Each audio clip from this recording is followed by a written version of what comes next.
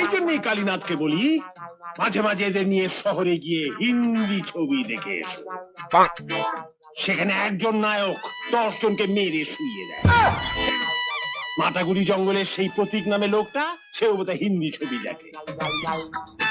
3-3টে ষাঁড়কে মেরে কুপোকাত করে দিয়েছে। চেহারা দেখো, চেহারা। এটাকে তো দেখে মনে হচ্ছে দু গালে সুপুরি পুড়েছে।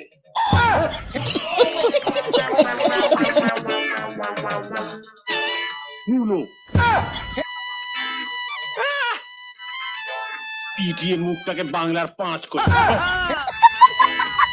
আর তোমাকে তো দেখে মনে হচ্ছে ইয়ে করতে বসেছো।